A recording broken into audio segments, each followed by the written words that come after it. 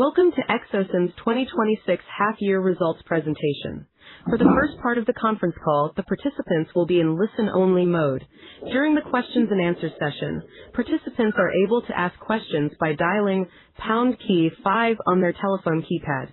Now I will hand the conference over to Laurent Sfaxi, Head of Investor Relations, to begin today's call.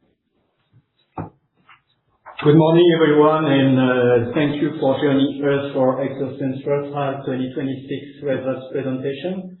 I'm Laurent Sfaxi, Head of IR at Exosens. I'm joined today by Jérôme Cerisier, our CEO, and Quynh-Boi Demey, our CFO. They will review our first half business performance and strong financial results, and also present our outlook for the year. This presentation will be followed by a Q&A session, so you will be able to ask your questions. I will now hand over to Jérôme. Thank you, Laurent. Good morning, everyone, and thank you for joining us. Exosens delivered another strong performance in the first half of 2026 as we combined sustained double-digit growth, further margin expansion, robust cash generation, and a sound balance sheet. Let me start perhaps with four key messages. First, the revenues reached 253.1 million, an increase of 15.3% year-on-year and 11.4% on a like-for-like basis. Growth was broad-based across both segments. Amplification revenue increased by 11.6%, including a 10% like-for-like growth, while detection imaging grew 24.3%, with a particularly strong like-for-like growth of 14.6%.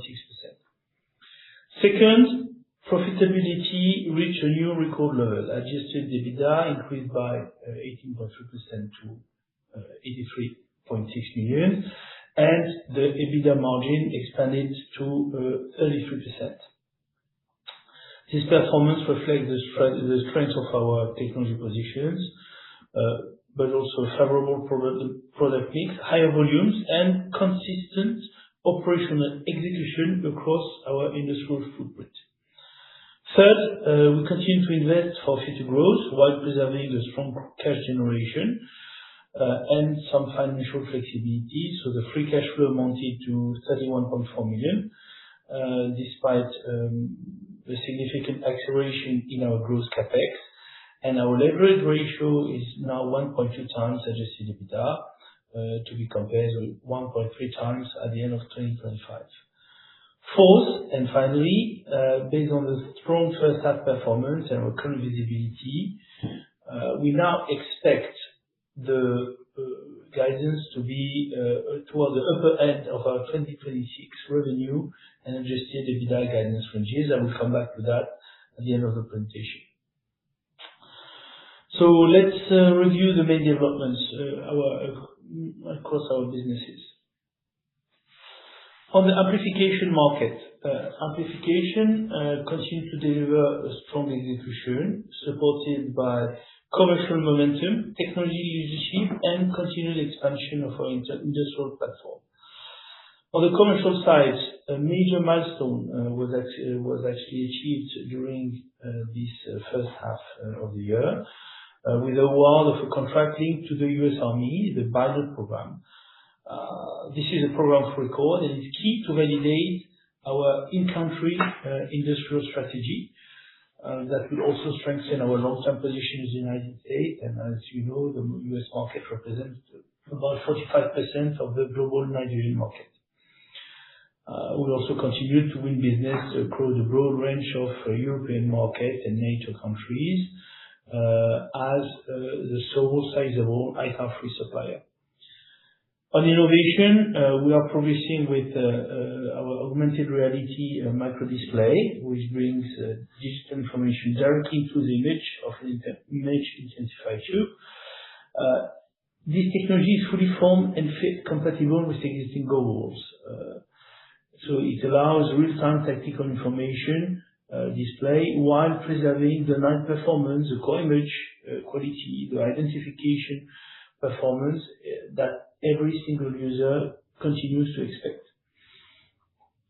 In parallel, we completed the integration of NVLS As you know, NDLS expands our addressable market in the high-end man-portable night vision through particularly its wide field of view expertise. In the United States, we are preparing also the co-location of Photonic Defense headquarters in Sturbridge, Massachusetts, alongside our already existing detection business and alongside our image intensifier tube production facility being incepted. So this co-location, this US hub, creates a more integrated US organization, enables a closer engagement with customers, and generate efficiencies through shared services for support functions. We continue to invest into our production capacity as we continue to witness the strength of the customer demand. Since 2020, we have successively and progressively implemented successive investment stages. Back in 2025, we announced to invest two stages of expansion for a total of 37 million investment. And this program is now ongoing both for the Europe and the United States. I remind you, it's expected to increase image intensifier production capacity by about 40% by the end of 2027 if we compare it to 2024. The first benefits of the European investments are expected in the second half of 2026, while the first deliveries of the US facility are expected in H1 2027. At the same time, given the acceleration in global demand and the market opportunities we see, we are actively evaluating further staggered capacity additions beyond the current program to respond to this increasing demand. So our approach in capacity increase remains disciplined. We invest in line with visibility on demand, while it's important that we preserve our industrial mastership, our product quality, our efficiency, and above all, our high yields, as they command our ability to serve our customers, and they command also our margins. More specifically on the US facility, if I turn now to the rollout of our new Sturbridge production facility, it is progressive as planned. It's, as you can see, located to our existing US scientific and Photonic Defense operations. The key production equipment have been ordered. The project teams are on board. The first personnel have been trained or are being trained within our Europe facilities. I'll remind you that the initial facility is expected to represent 10 to 15% of the total image intensifier capacity by end 2027. This facility provides us with an ITAR-controlled production capability to serve the US Department of Defense and law enforcement markets. It's a very important step. Actually, it's a strategic step in accessing the US market, as the US market requires a local production for its forces. So we are committed to serve this market in the short, in the medium, in the long term with this establishment. Concerning detection and imaging, we delivered a significant acceleration in growth during the first half, supported by a strong demand in defense and surveillance, continued commercial developments in our other verticals, and disciplined M&A execution. In defense and surveillance, we are expecting our customer base, we are expanding our customer base among leading unmanned system OEMs, autonomous system developers, first-tier OEM, in all types of applications, be it surface, be it ground, be it air. During this half, we secured our largest order to date from a major European developer of autonomous air defense systems. which confirms the increasing role of advanced imaging in drone and counter-drone and autonomous defense applications. In our commercial market, we achieved several new design-in wins in high-performance mass spectrometry, electron microscopy, semiconductor detector applications, which will in turn nurture growth in the coming years. We are also seeing, by the way, in nuclear, a strong commercial momentum, especially in the US, concerning small modular reactors. Our innovation pipelines remains active, and on the M&A side, we completed the integration of Phasix, so a leader in wavefront sensing technology, and we completed the acquisition of Emberion, which adds a differentiated quantum dot swirl capability to our portfolio. I think we will come back to Emberion in our M&A section. Let me perhaps give a little bit more light on the defense and surveillance applications in detection imaging. This is definitely, for the time being, one of the most attractive areas of growth for Exosens. We cover the whole spectrum from ultraviolet to visible light through near, short, mid, and long-wave infrared, which enables us to address a wide range of mission-critical applications. We have identified 3 particularly attractive application areas: platforms, which with an expected midterm growth of around 8%, surveillance, with an expected growth of around 10%, driven by counter-drone applications, and last but not least, the drone themselves, where drone imaging represents a midterm growth rate of about 17% per our estimates. So these markets, they require increasingly capable multi-spectral solutions for detection, identification, tracking, targeting, and situational awareness. Exosens as a group is very well positioned because we combine a broad technology field proven portfolio of technologies. We cover most usages with the ability to industrialize, to scale up, to deliver in quality, in quantity, reliable and high performance products. It's this combination that puts us in a good position on this market. We wanted perhaps to also illustrate better our position. Our position is really in the value chain, is at the core of it. We operate in the critical sensing and imaging layers. We create data. We create information. We supply sensors and detectors that convert light or radiation, photonic radiations, into an electrical signal or into images. And so we provide mission-critical data that are needed by our OEMs to integrate, to make decisions, and to act at the system level. So our customers, they integrate these technologies into payloads, into gimbals, into turrets, into sites, into complete mission systems, finally for the benefit of our end users. This is what allows us to partner with a broad range of OEMs with a common platform, common sensors, common devices. We can serve all OEMs in their different applications. And that allows, nevertheless, us to remain focused on the areas where our technology and industrial know-how create the greatest value and with the right the effort needed to master these technologies.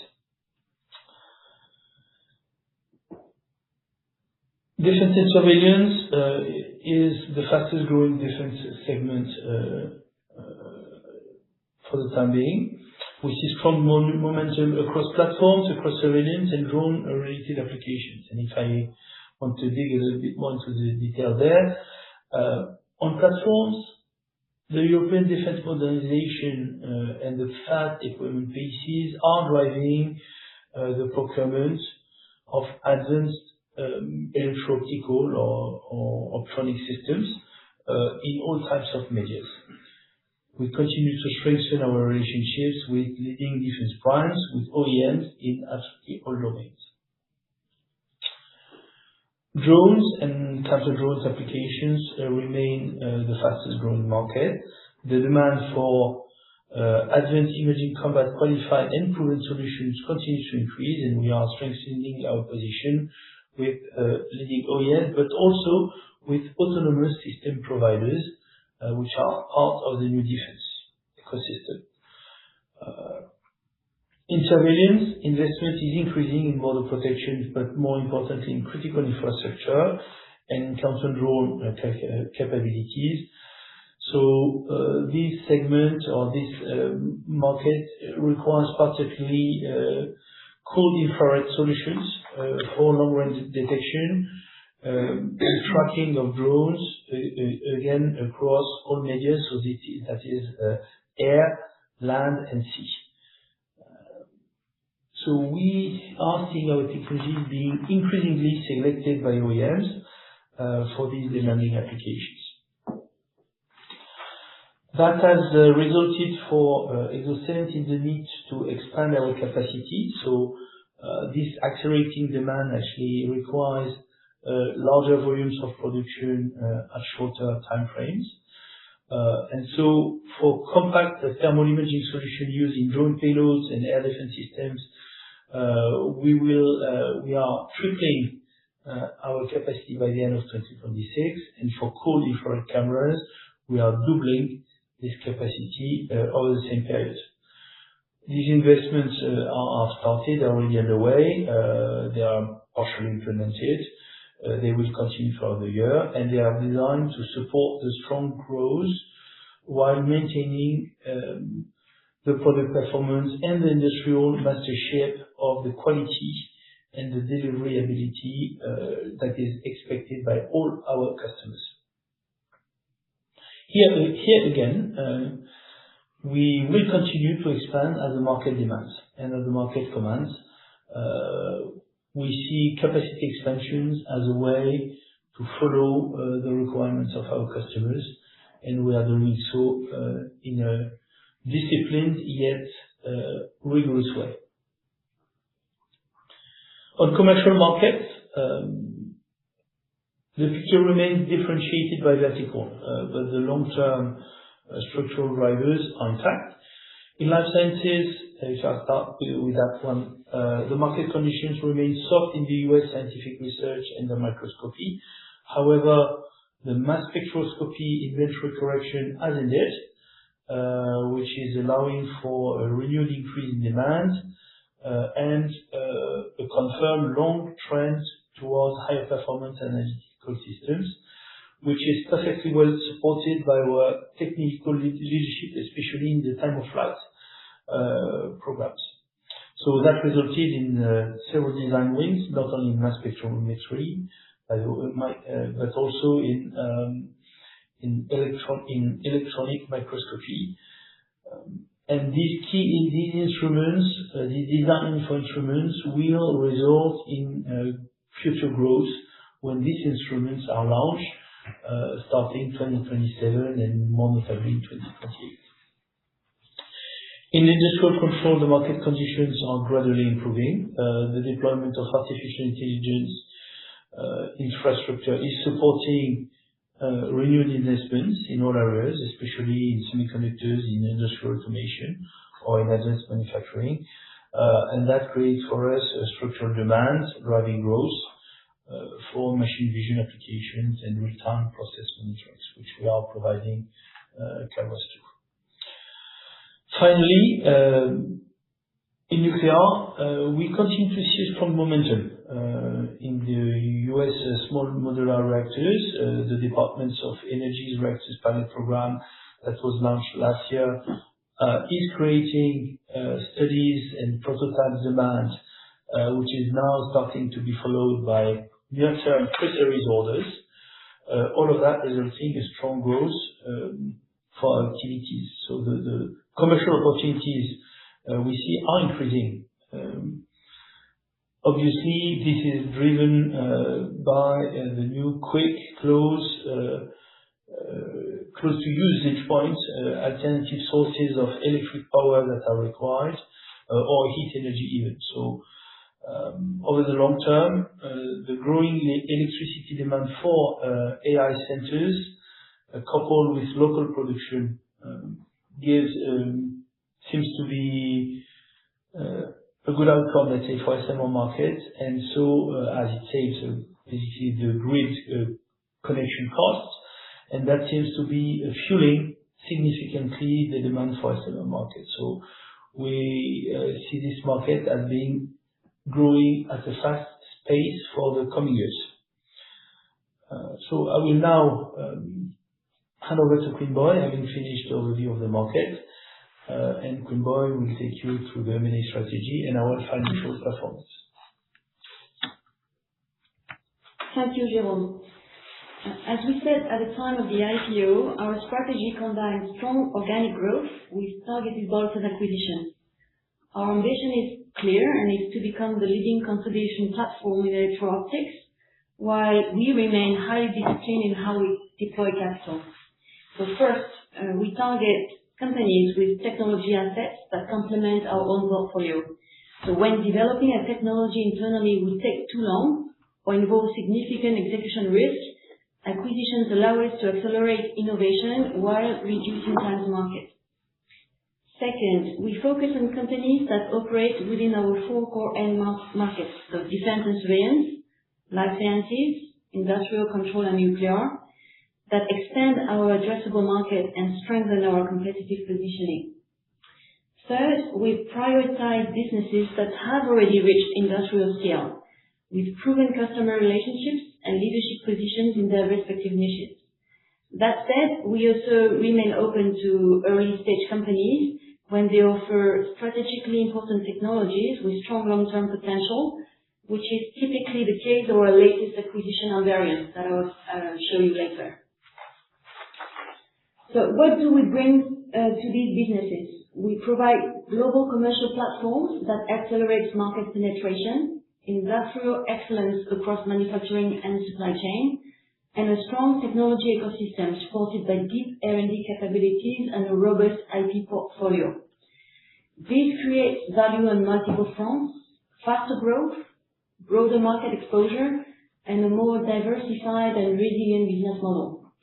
Importantly, our acquisitions are not only growth accretive, they also create value through operational synergies, margin expansion, and stronger cash generation. And Varian is a good example of our acquisition strategy. It is an innovative company specializing in shortwave infrared imaging with operations in Finland and in the UK. This acquisition strengthens our position in SWIR technologies, and it also opens up new opportunities in defense applications, especially for drones and portable imaging systems, while it also allows us to broaden our offering in industrial control and semiconductor inspection. Most importantly, Varian is exactly the type of company we're looking for. It offers differentiated technology that can grow faster by leveraging Exosens' global commercial platform, industrial capabilities, and technology expertise. Now, let's have a look on how what Jérôme explained earlier on the market trends have translated into our financial performance for the first half of 2026. So we continue to deliver strong growth while also improving our margin. Revenue is up 15%, adding 33 million overall. So 18 million from amplification, driven by solid defense investment, but also excellent execution with our factories that now run at full capacity. 15 million of the growth is coming from detection and imaging. It's mainly driven by the drone and counter-drone markets, and also the addition of the newly acquired companies, Noxa and Physics. And our adjusted gross margin also grew by 17% to 129.9 million euros. As a percentage of sales, adjusted gross margin improved from 50.8% to 51.3%, and that's up half a point compared to last year. This adds about 18 million in gross margin, with 11 million from amplification and 7 million from DNR. Now let's dive into the details on the next slide by segment. Let's start first with amplification. Revenue grew by 11.6% or 10% on a like-for-like basis, as NTL Spain had a limited contribution during the first half. This strong organic performance was driven by three factors: sustained market demand, good operational execution, and a favorable product mix. On the demand side, growth continues to be fueled by increasing deliveries of night vision goggles for land forces, which rely on our image intensifier tubes. The changing nature of modern warfare, and particularly in Ukraine, continues to reinforce the importance of night vision capabilities and is driving sustained demand from armed forces, and especially in Europe, with the threat of Russia. Operationally, we are currently running our European production sites at full capacity. Despite ongoing expansion works, we maintain very high production yields through continuous process improvement, optimized production scheduling, and good manufacturing execution. That finally results in limited scrap and rework. And finally, we continue to benefit from a favorable product mix with growing demand for our highest performance image intensifier tubes. As a result, amplification gross margin increased by 110 basis points year-on-year to a 52.5%, which is a record level for the business. Turning now to detection and imaging. Revenue increased by 24.3%. That includes a 14.6% like-for-like growth that reflects both the contribution from the acquisitions that we completed in 2025 and the strong organic momentum. Organic growth was primarily driven by continued strength in defense and surveillance, and particularly imaging solutions for drone, counter-drone, and long-range surveillance applications, together with the sustained momentum in nuclear instrumentation, as commented earlier by Jérôme. These positive trends were partly offset by the continued softness in U.S. scientific research and life sciences, where our customers remain cautious with their investment spending. On profitability, our gross margin reached 48.1%. They are broadly stable compared to the full year of 2025, but it's 60 basis points lower than in the first half of last year, and it's mainly the result of an unfavorable product mix due to the lower contribution from a higher margin scientific research and life sciences activities. Moving to profitability, adjusted EBITDA increased by 18% to 83.6 million. The adjusted EBITDA margin reached 33%, an improvement of 84 basis points year-on-year, and it's a new record for the group. Adjusted EBIT increased by 19% to 71.8 million, with the margin expanding by 93 basis points to 28.4%, which is also a new record for the group. The principal drivers of this performance were operational excellence, the favorable product mix in amplification, and the benefits of volume and scale. So we continue to grow faster than our fixed cost base while maintaining discipline across the organization and investing selectively in the capabilities required for future growth. This performance flowed down to the net income. Excluding the non-cash trademark impairment, net profit from continuing operations increased by 21% year-on-year to 35.9 million. So there are 2 points I'd like to highlight here. The first, in our 2025 results, we still had 1.7 million loss from the microwave amplifiers business, which we divested at the end of 2025. This business is therefore no longer part of our continuing operations. Second, during the first half of 2026, we completed the transition to a single Exosens brand across the group. As Exosens has become increasingly recognized since the IPO, moving to a single brand provides customers and partners with a clearer and more consistent identity. As part of this transition, we recognize a non-cash trademark impairment of approximately 21 million euro on a net basis, mainly related to the Photonis brand. This accounting adjustment has no impact on the group's cash flow or underlying operating performance. So I skip the slide on R&D and CapEx for the sake of time, so that we have enough time for the Q&A. So let's move directly to the free cash generation, slide 29. So cash flow generation, we delivered a very solid performance in the first half. Free cash flow amounted to 31.4 million. Is broadly in line with the strong level that we achieved in 2025, despite a significant increase in growth investments. So higher EBITDA that you see was partly offset by increased working capital requirements, which is a natural consequence of delivering more than 15% revenue growth. That said, disciplined working capital management, and especially on receivables, helped contain the increase. At the same time, gross CapEx almost doubled as we continue to invest in expanding our production capacity. Our capacity expansion program is progressing on schedule. So construction is underway in France, the Netherlands, and the US to accommodate additional production equipment. In Europe, new machines have already been commissioned and qualified, with the first additional capacity expected to come on stream in the second half of 2026. And in the US, the new facilities remain on track to come on stream in mid-2027. Finally, our CapEx to sales, at the same time as we increase our CapEx for growth, our CapEx to sales ratio remains fully in line with our guidance of 9.2%.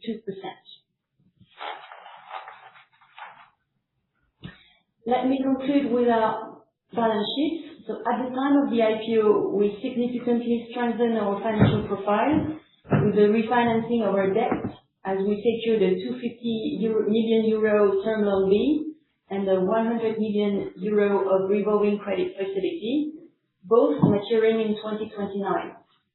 In June, we further enhanced our financial flexibility by doubling the size of our RCF to 200 million. And we also secured a new facility with the European Investment Bank for a total amount of 140 million. So both facilities remain fully undrawn today. Our balance sheet remains very strong. Leverage decreased from 1.3 times at the end of 2025 to 1.2 times at the end of June, where we maintained a solid cash position.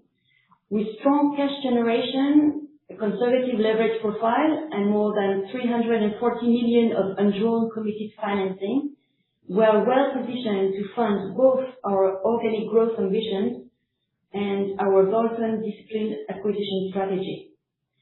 With that, I'll hand over to Jérôme, who will conclude today's presentation with our outlook for 2026 and the midterm. Thank you, Kunboy. So based on the strong first half performance and the continued momentum we are seeing across our businesses and our end markets, we are now expecting both revenue and adjusted EBITDA to be towards the upper end of our guidance ranges for 2026.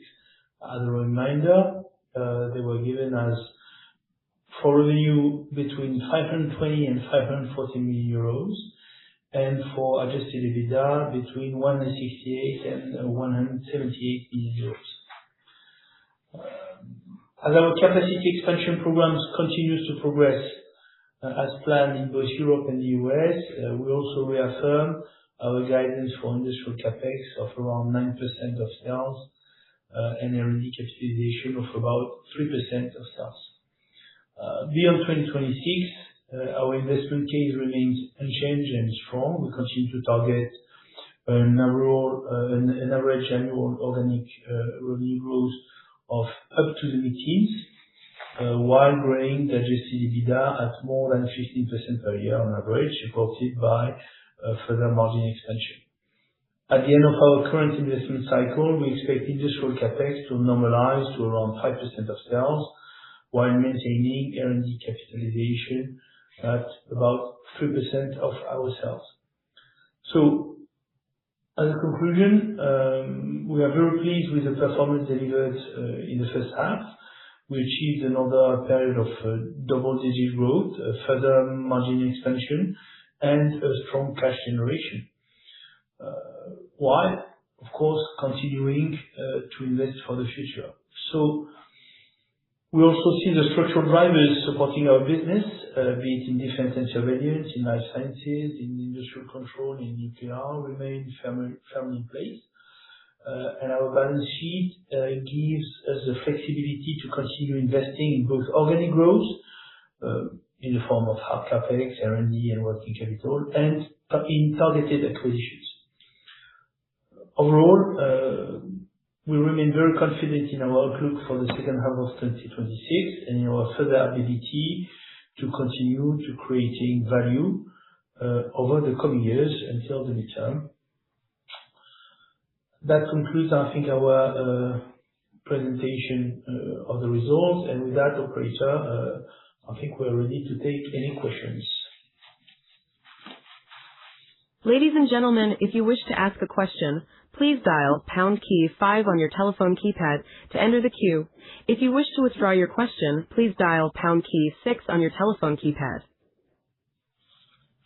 The next question comes from Alexander Peterc from Bernstein. Please go ahead. Yes, good morning, and thank you for taking my question. I just have two. The first one is on your potential further capacity increases. Could you help us understand, if you see today that demand is very strong into the end of the decade, why wouldn't you decide on this further capacity increase today? Or do you have more time, you need to complete first the current cycle of this 40% increase and only then start putting in place the next stage? That would be my first question. And the second one is on M&A. Can you give us an idea of the pipeline of opportunities you have right now? How many companies you're looking at, and what kind of size of the targets? Are they effectively larger now that you have more firepower? Thank you. Okay. Thank you, Alexander. On further capacity increase, as we stated, we constantly reevaluate demand. We are in an active phase in really understanding what the demand is looking like, and the demand continues to strengthen. We will consider further capacity increase as soon as it practically demand solidifies. We don't necessarily need to wait until the current capacity increases are implemented before making this decision. We didn't do that, by the way, in the past, but as you know, capacity increase take 18 to 24 months to be implemented. As a matter of fact, we are not going to wait the midterm before we decide to increase capacity further if the market and if the demand continues to strengthen earlier than that. On the M&A, we don't change our strategy, which has always been to continuously screen the market and look for high-value technology assets.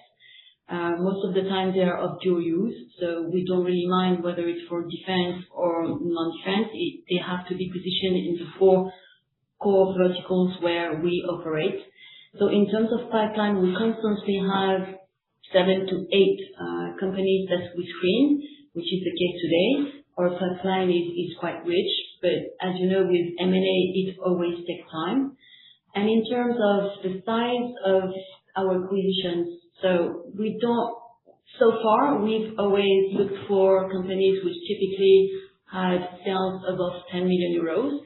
But as you saw with Andarian, we also look for assets which have long-term potential growth and differentiated technology, which is typically the case of Andarian with the Canton Dots, that would strengthen our SWIR portfolio.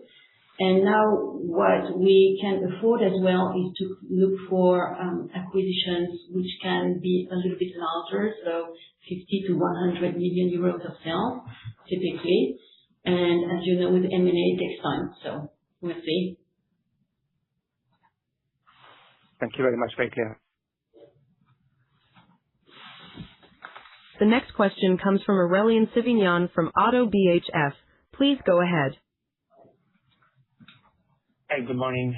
Thank you for taking my question. I have three. The first one on D&I. Could you give us a bit more color on the defense and civil growth in H1? Since I guess it's pretty much above the 15% like-for-like growth reported at division level. And was it mainly driven by existing program ramping up, or are you already starting to see some contribution from new platforms wins? Then a follow-up maybe on the previous question regarding capacity increase. Can you just precise if you are looking at capacity additions in Europe, in the U.S., or in a new location? And the last one on NDLS, can you provide an update on the integration?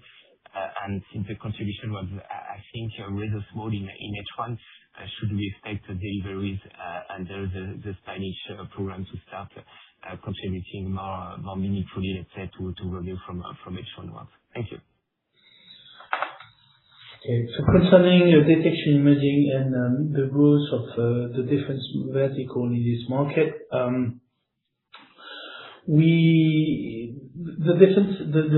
drones and counter drones applications are definitely the fastest growing applications in the defense and imaging segment so far. So yes, it's higher than the average growth for the segment, as the demand is there. And the typology of our customers is actually already quite spread, quite large, with both tier ones, but also newcomers. Newcomers in the sense that there are recent companies that are participating to the drone and counter drone rally, and that are belonging and starting to form the new defense ecosystem. So we have both of that. And as a matter of fact, the largest orders we are seeing and the most promising, let's say, orders we are seeing are coming from new OEM platforms. As far as capacity increase is concerned, concerning D&I, we are really focusing on strengthening our supply chain, reducing our delivery time, securing our supply chain. And the capacity increase that we have is in Europe, as our production for detection imaging is entirely in Europe. So this is, and that didn't prevent us from being successful in exporting to other countries that are outside of the continent, including North America. However, today it is in Europe. Should the market expand further, and should the need arise, we could consider one day to produce in different continents. But as of today, we are talking and doing expansion in our current facilities in Europe. With regards to your question on NDLS, indeed, in the first half had a limited contribution of NDLS, which we expect much higher in the second half.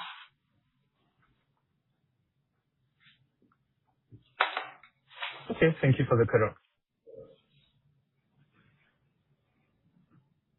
As a reminder, if you wish to ask a question, please dial pound key 5 on your telephone keypad. The next question comes from Marie-Therese Grubner from Cantor Fitzgerald Europe. Please go ahead. Yes, good morning. Thank you for taking my questions. I have two, if I may. Sorry, the first one pertains to, assuming D&I is now growing faster, both organically and, or inorganically, considering the M&A pipeline and considering the strength of the defense and surveillance sub-segment in particular. I was wondering if you are considering moving to a adjusted EBITDA breakdown by divisions, not just the gross margin, but also the adjusted EBITDA sometime in the near future. That would be my first question. And your second question, if we may take them both together? Yes, of course. The second question, I noticed that there's one domain that is currently not addressed or seemingly not addressed by Exosens, which is the space domain. And I can imagine that there are various applications, that are possible for your competences in the space domain. And I was wondering if this is something that you are looking to address in the future as well. Okay. On the first question about the D&I adjusted EBITDA by division, so what we said at the time of the IPO, and this has not changed, is that in our site, the common resources are quite shared between the two divisions.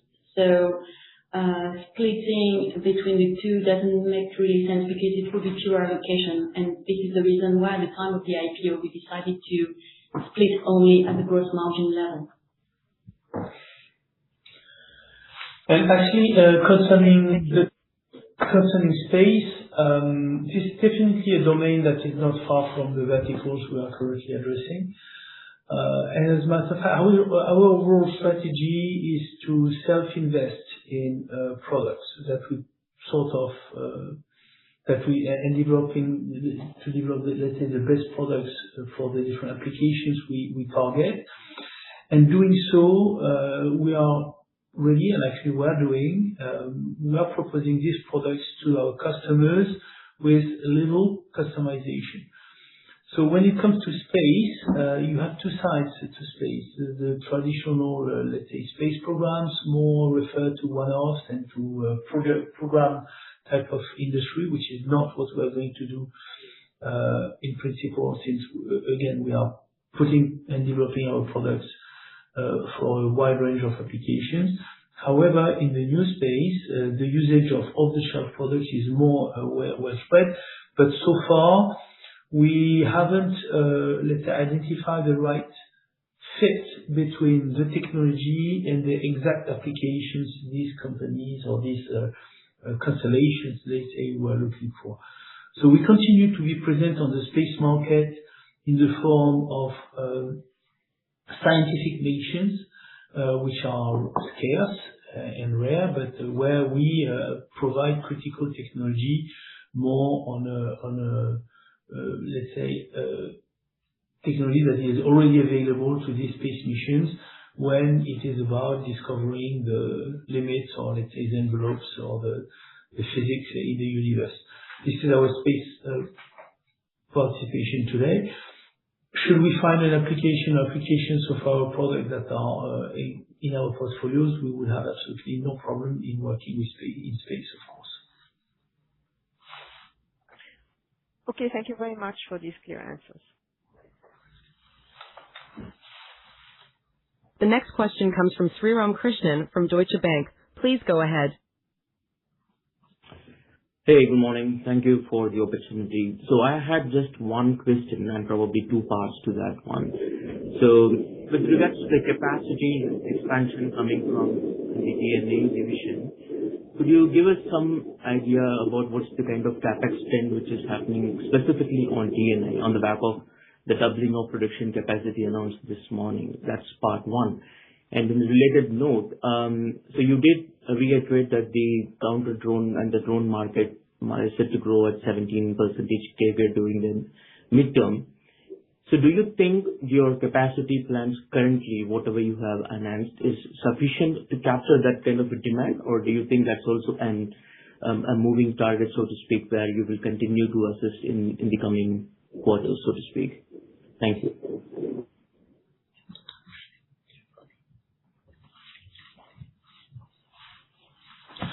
Okay. So concerning our capacity expansions in detection imaging, what is important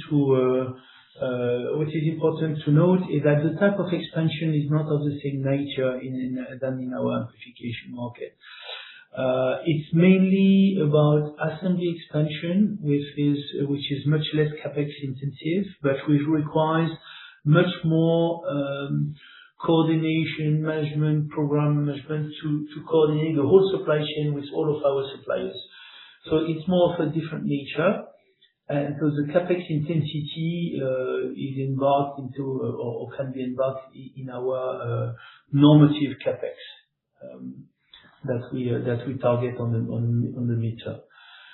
Further capacity expansions as a result, and because it has been our policy and it will remain our policy, they are decided based on demand. Today, we consider that the double and the tripling of our capacity in the drones and in the anti-drones and drones markets are serving the demand for the, let's say, the 12, 18 months to come.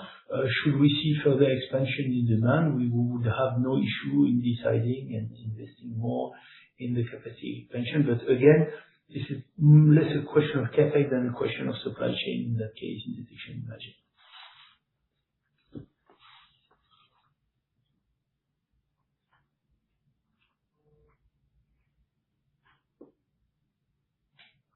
As a reminder, if you wish to ask a question, please dial pound key 5 on your telephone keypad.